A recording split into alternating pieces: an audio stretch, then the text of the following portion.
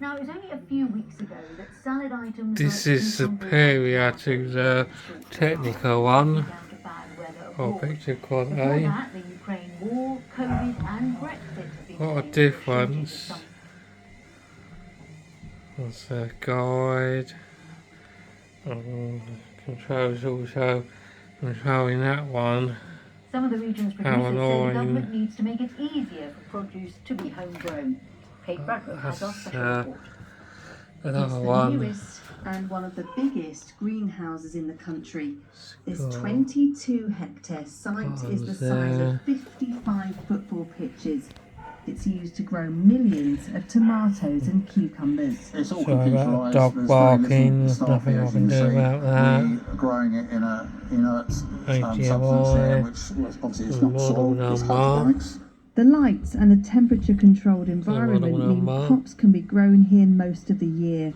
Between this site Basically and just the Ely same and settings Norwich, as what's the on that greenhouses one. produce 20% of all British tomatoes.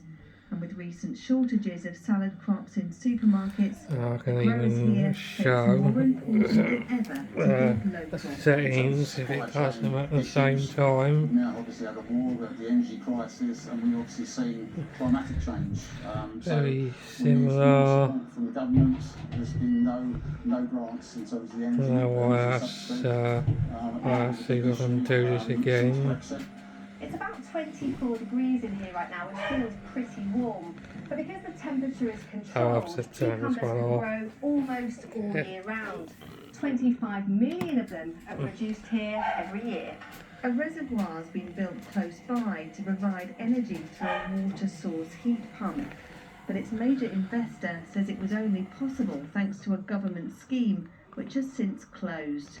The economics of this is underpinned by a scheme called the Renewable Heat Incentive, which is effectively a tariff for creating low carbon heat. That scheme is no longer open.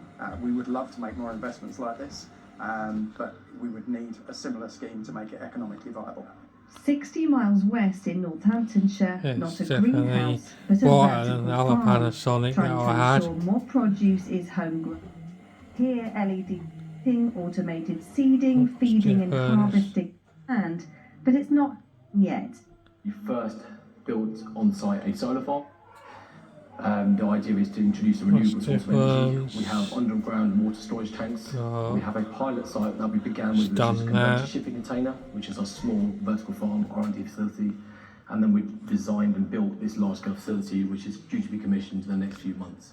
The Department for the Environment, Food and Rural Affairs says it's supporting farmers to produce food profitably and sustainably, including £600 million Superior in grants. to this one. Here say far more needs to be done to help them grow more of our food locally. Try Kate Bradbrook, BBC HDMI. East. Let's see. Well, Dr. Belinda Clark is the director of Agritech E. First of all, do you agree with those producers that more needs to be done? I mean, the government says it's giving all these grants and it's producing all these workers with these. See. Oh, there's only 2 HDMI on this one. The other one had 4. Oh, yeah. Very good picture though. Police say those 2 dogs have since been humanely destroyed. Yeah, this is a HD picture. Darren Pritchard admitted a charge under the Dangerous Dogs Act. He also pleaded guilty to possessing cannabis with intent to supply and producing the drug at an address on Mrs. Downer's street. He was released on bail today.